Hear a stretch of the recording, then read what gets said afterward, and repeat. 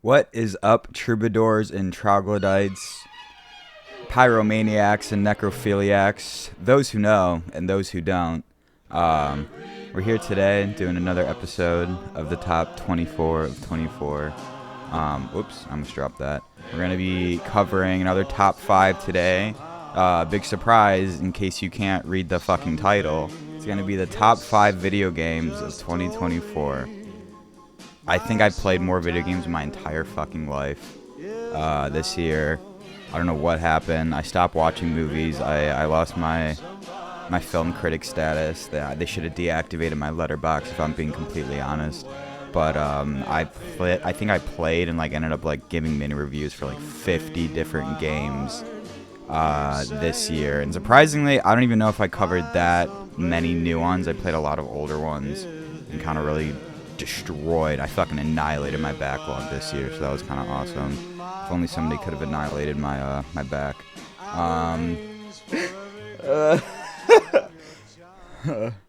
Number 5, we're covering a game that I don't think a single other soul on this planet played this year. No, nobody I knew played it. But number 5 is The Legend of Zelda: Echoes of Wisdom.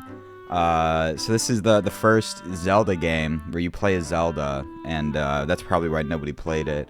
But I really actually enjoyed this game a lot. I think it offers more than any other 2D Zelda game had done up to this point. I think it's the best Zelda 2D game.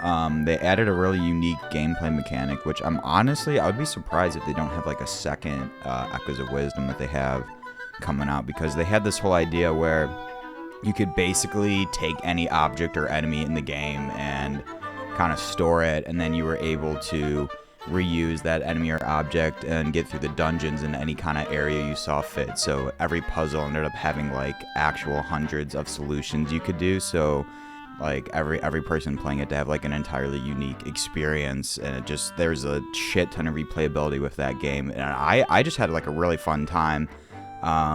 It also had there was 50 side quests. It was a massive game for only being 2D. So the game offered a whole lot, and I really enjoyed it. My only real complaint with the game is that it was too long. But I think honestly, having it as long as it was, I don't even know how much. I spent a lot of time in that game.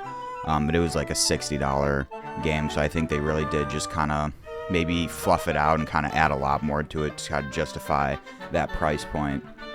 But I think it's one of definitely in the top 10 Zelda games, maybe even the top 5. I had a lot of fun with it. I really recommend checking it out, pirating it if you haven't. All right, so we got number 4 in the list.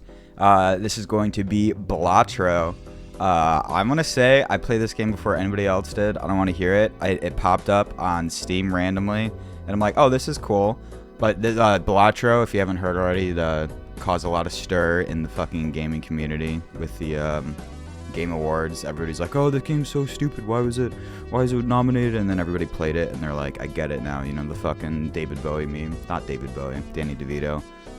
March 11th. So I was one of the first, but it's a rogue building deck builder game, so you kind of have to make your own deck to try to fit to get a certain type of poker hand, and you have to survive so many rounds before you beat it with the deck. And I did not play it as much as everybody else I know that played it, but I still think it was just a crazy, definitely the best indie game of the year by far. The soundtrack's really cool. It just offers, like I said, an insane amount of replayability, because I think to completely 100%, it's somewhere around 300 hours, which is kind of insane. But it's just a really good game, kind of a basic concept that can get so absurd by the end. You kind of just try to find some sort of loophole to get in your deck to just make it to be unbeatable every turn, and then it's just kind of chance. But I had a really fun time. I think the aesthetic and everything they were going for was really great, and it was just a really just fun game overall. Really good gameplay loop, so I enjoyed that one a lot. All right, so number 3, we have a relatively new game, but we're going to be talking about Marvel Rivals. I usually hate multiplayer games. I can't stand them. I think they're very annoying, and I feel like I waste my time just playing them because I don't like them, and it's fun to play games with friends, and most of the time I'm just like, what am I doing with my life? But Marvel Rivals, I think, is an exception. I had a lot of fun playing this. I actually hate hero shooters. I have never liked Team Fortress 2 or Overwatch or any of those other types of games, and I don't know what's about this one. Maybe I'm just better at this one. I don't really know, but I really like Marvel Rivals. I think they have a lot going for it. Of course, it like just came out, so there's going to be a lot of changes down the road, but I think I have like 40 hours, and it hasn't even been a month since the game came out, and I'm just absolutely loving this game. And all of my friends are enjoying it too, which makes it better. The art style they have going on for it is just like really unique, and it's just really cool to look at, and they have like all the different characters already at launch. I think they really put a lot of time and effort of working on this beta and then actually putting the game out, and then having such like a massive character roster and a good arrangement of maps, and they kind of already know what works and what doesn't for some things. So it just really seems like this game can grow a lot and become a much bigger game than it is already. So I'm just like really looking forward to see where the game goes, and definitely like the most fun I've had playing any multiplayer game this entire year.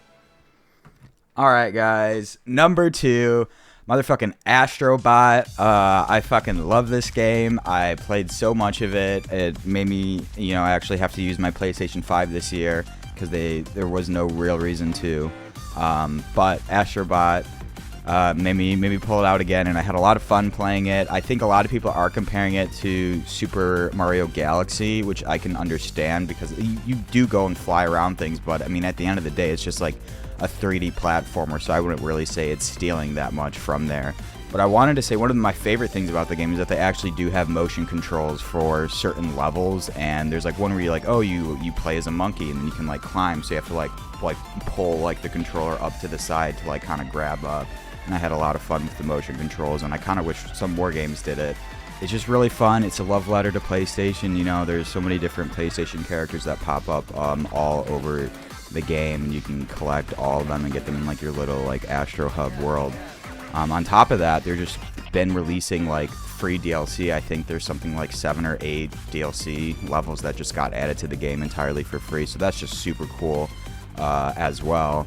And I just had a blast the entire time playing it. I don't think there's a single time where it's like, oh damn, like I'm not enjoying it as much anymore. I loved every single moment of it. And they keep adding more, so it's just cool. The devs really put a lot of love and care into the game, and you can really see it in every aspect.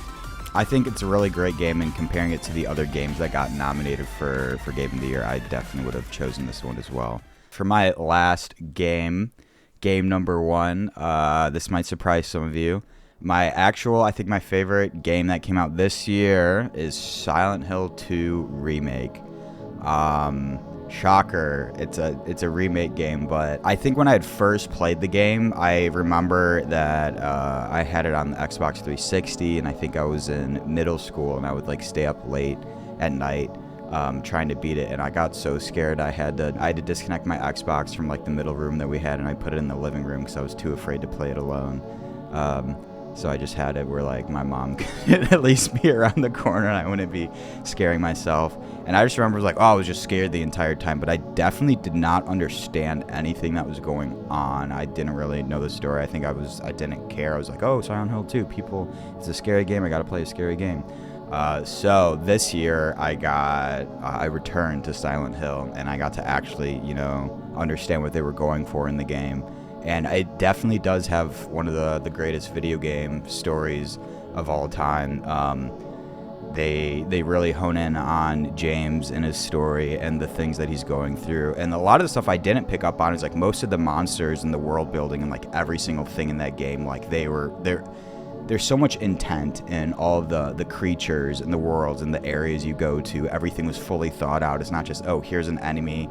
They're an enemy because they're evil. Go and destroy it. It's like, here's this thing. It is like a manifestation of this person's mind. They have such horrid thoughts that it kind of just grew out of them. And like, oh, this person's abuse is now this manifestation of a monster. And here, you have to destroy this monster and like protect them. So it's like every single thing in that game matters. Took like everything that was in the first, and they even included the clunky controls, which I think really made Silent Hill 2, and I think it really added to the remake, and again, the soundtrack and everything in the game, all of the different endings you can get. They even added 2 more endings to the game. I think nearly every aspect that goes into a game was like almost a 10 out of 10 here, with the story and the gameplay and the atmosphere and the sound design and everything.